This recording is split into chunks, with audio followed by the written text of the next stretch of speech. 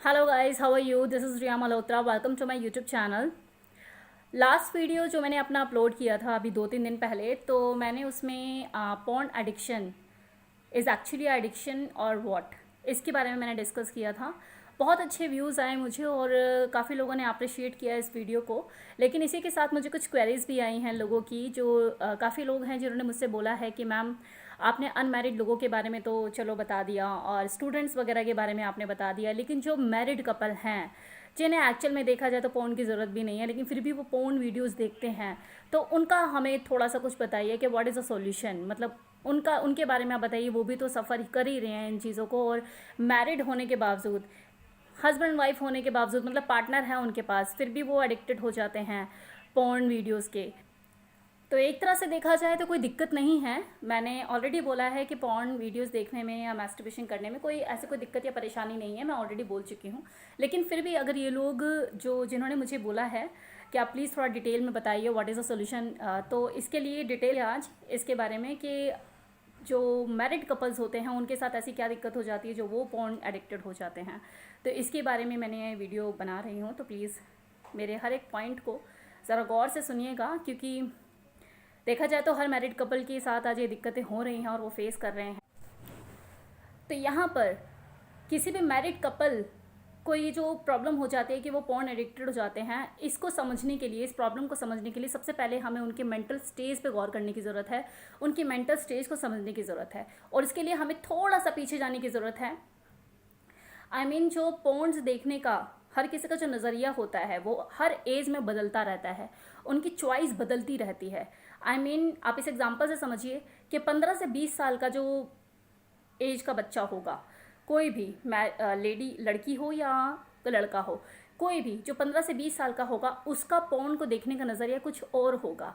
वो जो बच्चा होगा वो पॉर्न्स देखेगा ये सोच के कि यार, एक लड़का या एक लड़की न्यूड कैसे दिखते हैं, उनके बॉडी पार्ट कैसे होते हैं, किस तरह से होते हैं, काली लड़की कैसी दिखती है, गोरी लड़की कैसी दिखती है, इसी तरह से काला लड़का कैसे दिखता है, गोरा कैसे दिखता है, उनके जो बॉडी पार्ट्स होते हैं कैसे कैसे होते हैं। तो वो उनका जो नज़रिया होता है चीज़ों को ये देखने का होता है कि वो दिखते कैसे हैं। ओके। तो ये 15 से 20 साल के जो एज के बच्चे जो होते हैं, उनका थोड़ा सा नज़रिया ये होता है, उनके अंदर क्यूरियोसिटी ज़्यादा होती है, उनके अंदर करने का या कुछ ऐसा कि हम उसे प्रैक्टिकली इतना वो नहीं होता, लेकिन उनकी क्यूरियोसिटी बहुत ज़्यादा होती है चीज़ों को देखने की, कि वो देखते हैं कि ये है क्या। ठीक है, तो ये 15 से 20 साल के दौरान होता है। दैन जब 22 साल से 30 साल की जो एज होती है, इसमें क्या होता है कि बच्चा आधे से ज़्यादा बच्चे थोड़े से ग्रोन्ड होते हैं, ग्रोन अप हो जाते हैं, उनकी चीज़ें थोड़ी सी समझने लग जाते हैं, उन्हें थोड़ा सा मेच्योरिटी लेवल उनका अप हो जाता है उस लेवल पे। और इस एज में से कुछ बच्चे ऐसे भी होते हैं जो इस एज के बच्चे मैरिड हो जाते हैं। तो इस एज के जो क्राइटेरिया के जो बच्चे होते हैं, उनका जो पॉर्न मूवीज़ देखने का जो नज़रिया होता है वो थोड़ा सा डिफरेंट होता है। वो क्या होता है, उन्हें काफ़ी हद तक नॉलेज होती है और वो उसे प्रैक्टिकली अप्लाई करने में ज़्यादा बिलीव करते हैं। वो एक्शन मोड में होते हैं उस वक्त। अगर कोई मैरिड कपल है तो वो एक्शन मोड में ही होगा, वो चीज़ें देखेगा कि मुझे अप्लाई करनी है अपने पार्टनर के साथ, तो वो पॉजेस देखेंगे, चीज़ें देखेंगे कैसे क्या होता है क्या नहीं है। इसके बाद जो स्टेज आती है वो आती है जब आपकी एज 30 या 35 से ऊपर हो जाती है, लाइक 35, 40, 45। इस बीच में क्या होता है कि मैरिज लाइफ ऑलमोस्ट बोरियत की तरफ होती है। परिवर्तन इस ज़िंदगी का नियम है, फिर चाहे परिवर्तन एनवायरनमेंट में हो या इंसान की ज़िंदगी में हो, ये नियम है। तो इसे एक्सेप्ट करना बहुत ज़रूरी है। तो every person need change. Okay. अब यहाँ पे सिचुएशन क्या होती है कि जो औरत होती है वो तो फिर भी क्योंकि बच्चे हो जाते हैं तो उसमें इन्वॉल्व हो जाती है, तो उसका ध्यान इन चीज़ों पे नहीं जाता। लेकिन वहाँ पे एक आदमी बेचारा, ओके, वो एक आदमी बेचारा परेशान हो जाता है कि वो जाए तो कहाँ जाए, क्योंकि सफ़र करता है वो, क्या बाहर जा रहा है, जॉब करके आ रहा है, जॉब करने के बाद घर पे आ रहा है और बीवी बच्चों में घुसी हुई है, या और बहुत सारी चीज़ें हैं, और उसमें उसकी लड़की की कोई गलती भी नहीं होती, क्योंकि जब तक बच्चे को संभाल रही होती है, सब चीज़ें कर रही होती है, उसका ध्यान जा ही नहीं पाता। तो उसमें क्या होता है, कहीं ना कहीं जो आदमी होता है उसके अंदर फैंटेसीज बढ़ने लग जाती है, कि वो मतलब कि कुछ टाइम नहीं होता, तो उसको क्या होता है कि वो उसकी जो फैंटेसीज होती हैं कि बोरियत होने लग जाती है, चीज़ें मतलब टाइम नहीं होता, और लाइफ में ऐसा रहता है कि बस करे तो क्या करे। तो उस वक्त क्या होता है, वो अपनी फैंटेसीज को पॉन्स में ढूंढता है। अब आप यहाँ पे एक चीज़ को समझिए कि जो सेक्सुअल लाइफ होती है ना, वो दो चीज़ों पे बेस्ड होती है। एक होती है शादी के टाइम, जब आपकी 5 से 6 साल होते हैं, वो आपकी जो सेक्सुअल लाइफ होती है वो आपकी बॉडी नीड पे बेस्ड होती है। उसमें इतनी फैंटेसीज जन्म नहीं लेती, क्योंकि वहाँ पे आपकी बॉडी नीड ही आपकी सेटिस्फाइड मोड में होती है। तो वहाँ पे आपको इतनी फैंटेसीज का इतना नहीं होता चीज़ें, राइट। लेकिन आफ्टर मैरिज लाइफ जब 5 से 6 साल निकल जाते हैं या 7 साल निकल जाते हैं, उसके बाद जब एक ही तरह की चीज़ें होती रहती है, रिपीटेड और यूज टू हो जाती है लाइफ, तो उसके बाद जो आपकी जो लाइफ होती है, जो सेक्सुअल लाइफ होती है, वो फैंटेसीज पे बेस्ड होती हैं। You need some change, you need some different things. और जब वो डिफरेंट थिंग्स, डिफरेंट चेंज नहीं मिलता, तो आप पोर्न की तरफ जाते हैं, और पोर्न्स में आपको पता लगता है अरे यार ये भी है, ऐसे भी होता है, वैसे भी होता है, इट्स अ डिफरेंट थिंग। अब वो कहाँ जाए, वो ट्राई तो अपने पार्टनर के साथ ही करेगा ना, राइट। लेकिन क्या होता है यहाँ पे, दिक्कत क्या आती है? दिक्कत यहाँ पर ये आती है कि आपके मन में चीज़ें तो उठ रही हैं, ओके, फैंटेसीज जन्म ले रही हैं, कुछ डिफरेंट डिफरेंट करने का मन कर रहा है, कुछ ऐसा करने का मन कर रहा है, आप कुछ देख रहे हो तो आपके मन में विचार आ रहे हैं, लेकिन जहाँ पर बोलने की बात आती है अपने पार्टनर का, तो आप बोल नहीं पाते। क्यों? क्योंकि आपके रिलेशन में ना आप सिर्फ पति और पत्नी ही बनकर रह गए, आप लवर तो बने ही नहीं, ओके। अब कितने ऐसे लोग हैं जो लव मैरिज करके बैठे हुए होते हैं और कहते हैं हमने तो लव मैरिज की है, लेकिन लव मैरिज के नाम पे मुझे समझ में नहीं आता ऐसे कैसे लव मैरिज करिए जब आपको कुछ भी बोलते हुए इतना हेसिटेट होता है। तो वहाँ पर भी वो लव मैरिज ज़रूर करते हैं कि हाँ भाई हमने लव मैरिज कर ली, या हमने ये कर लिया, पहाड़ तोड़ लिया, लेकिन जब बात आती है ना ओपननेस की, ओपनली कुछ चीज़ की, तो वहाँ पर वो लोग भी हेसिटेट करते हैं। अब मान लो कि हस्बैंड ट्राई करने की कोशिश भी करता है, या वाइफ ट्राई करने की कोशिश भी करती है कि यार मुझे ऐसे ऐसे और इस तरह से मेरा मन है, तो पता है क्या होता है, सामने वाला क्या बोलेगा कि छी यार ऐसे सोच रहे हो तुम। तो फिर बाद में क्या होता है, सामने वाला उसे कवर करने की कोशिश करता है कि यार मेरी बीवी को पसंद नहीं आया, बुरा लग गया। तो यहाँ पर जो छी, शेम, ये सब चीज़ें हैं ना, ये सब चीज़ें ये सामने वाले पार्टनर को, आपके पार्टनर को मजबूर करती है कि वो अपनी फैंटेसीज फिर कहीं और निकाले, राइट। फिर वो पोर्न की तरफ भागते हैं। सेम चीज़ लेडीज़ पे भी अप्लाई होती है, क्योंकि ऐसा नहीं है ये मेल के साथ ही है, ये लेडीज़ के साथ भी दिक्कतें होती हैं। जो लेडीज़ होती हैं उनकी अपनी फैंटेसीज़ होती हैं, वो भी बोर हो रही होती हैं, लेकिन जब एक आदमी ही अपनी बीवी को बोलते हुए हेसिटेट कर रहा है, तो लेडीज़ तो बोली सोचेगी, हेसिटेट फील करेगी बहुत ज़्यादा। तो लेडीज़ भी अपने मन को मारती हैं और बोलने से 10 बार सोचती हैं कि अगर मैं ऐसा बोलूँगी या तो मेरे हस्बैंड को कैसा लगेगा या वो कैसा फील करेगा, तो इस वजह से वो लेडीज़ अपने आप को मारती हैं। तो यहाँ से फिर ये फैंटेसीज क्रिएट होना और वो जन्म लेना शुरू कर देती हैं, और लेडीज़ भी पोर्न की तरफ भागने लग जाती हैं, और जो जेंट्स है वो भी पोर्न की तरफ भागने लग जाता है, और फैंटेसीज क्रिएट होती है। वो फैंटेसीज को अपनी पोर्न्स में जीते हैं।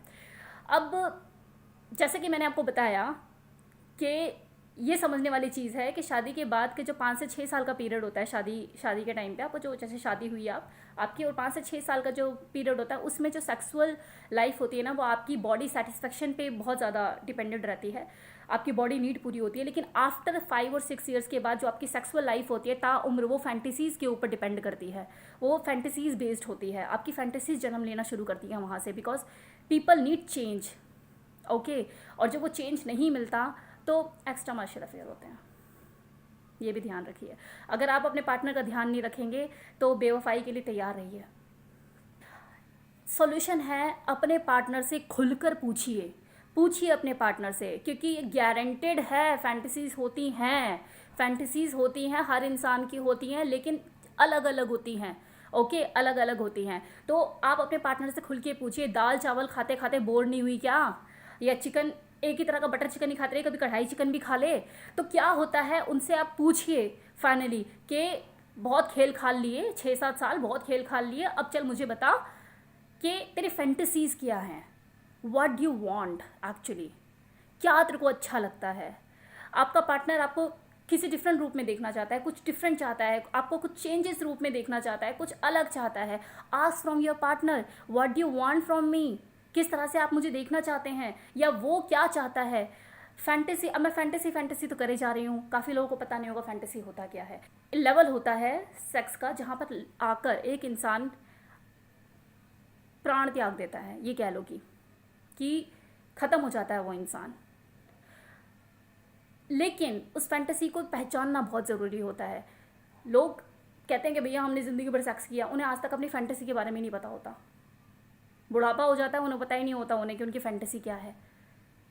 ना आप समझ पाते सामने वाले की फैंटेसी, आप पूरी ज़िंदगी निकाल देते हैं। लव मैरिज करके बैठे हैं, अरेंज मैरिज करके बैठे हैं, भैया शादी के बाद प्यार हो गया या शादी से पहले प्यार हो गया, लेकिन कोई दो बंदे इतना प्यार होने के बावजूद भी एक दूसरे की फैंटेसी समझ ही नहीं पाते, what she want and what he want. And this is the only reason कि आपकी बाद में जब बोरियत आने लग जाती है लाइफ में, आपकी ज़िंदगी में कलेश होना शुरू हो जाता है, क्योंकि वो उसे नहीं बता पाता, वो उसे नहीं बता पाती। और कई सिचुएशन में क्या क्या होता है, आपको चाहिए कि आपको खुद नहीं पता होता what do you want actually. अब एक चीज़ समझना, फैंटेसी इतनी इंपॉर्टेंट क्यों है ये मैं बता दूं आपको। पुराने ज़माने में महाराजा हुआ करते थे, राजा महाराजा हुआ करते थे, सभी को पता है इतिहास हमारा कि सबको शौक था रानियाँ रखने का। और राजा भी ऐसे कि एक से एक खूबसूरत से खूबसूरत रानियाँ उनके पास होती थीं। और उसके बावजूद भी अगर आप ये देखिए कि जहाँ तक उनका साम्राज्य फैला हुआ है, अगर वो किसी लड़की के ऊपर हाथ रख दे कि ये लड़की मेरे को चाहिए, तो वो अगले ही पल उसके बिस्तर पर होती थी। ये हालात थे।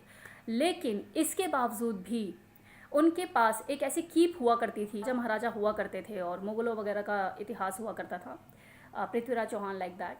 तो आप ये देखिए कि उस वक्त भी मतलब कि उनके पास एक कीप हुआ करती थी, और वो कीप रानी से ज़्यादा इम्पॉर्टेंट उनके लिए हुआ करती थी। इतनी इम्पॉर्टेंट हो जाया करती थी कि वो अपना आधा साम्राज्य दे दिया करते थे उसे, पैसा धन दौलत सब कुछ, आधा साम्राज्य उसके नाम कर दिया करते थे। क्यों, कभी सोचा है?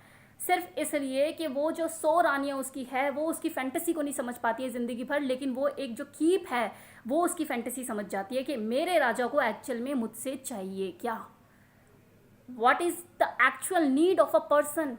उस राजा की नीड क्या है, वो उसकी नीड पे काम करती थी। आ रही है समझ? इसी तरह से महारानियों का था कि जो महारानियाँ होती थी उनके पास किसी चीज़ की कमी नहीं होती थी, ना पैसा ना ज्वेलरी, मतलब खजाना सब कुछ होता था, फिर भी वो किसी एक पर्टिकुलर दास की होकर रह जाया करती थी, जो आपको ये बोलते हुए दिखाई देंगे कि यार हमने तो बहुत लाइफ एंजॉय कर ली, बहुत कर लिया हमने तो सेक्स, और अब तो बस बच्चों का टाइम है, मतलब शादी के 5-6 साल बाद ही बच्चों का टाइम आ गया और भैया हमने तो बहुत। लेकिन अगर मैं उनसे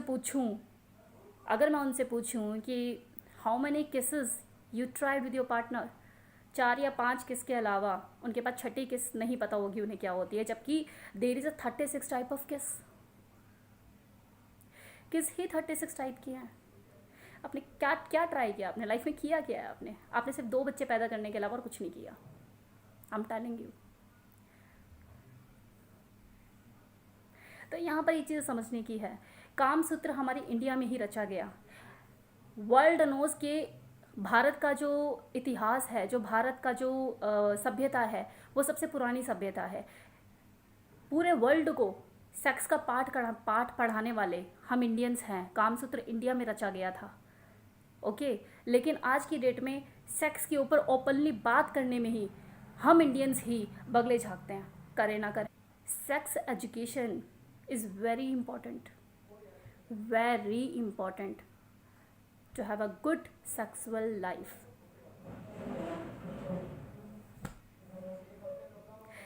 तो मेरी तरफ से इतना ही। कैसा लगा ये वीडियो प्लीज़ कमेंट बॉक्स में कमेंट करना मत भूलिएगा, और इंतज़ार रहेगा मुझे आपके कमेंट। अगर आपको कोई टॉपिक अपनी तरफ से बताना हो तो आप प्लीज़ मुझे बोल सकते हैं कि इस टॉपिक पे बात कीजिए, तो मैं उस टॉपिक पर अपनी तरफ से पूरी कोशिश करूँगी कि अच्छे से आपको इन्फॉर्मेशन प्रोवाइड करा सकूँ।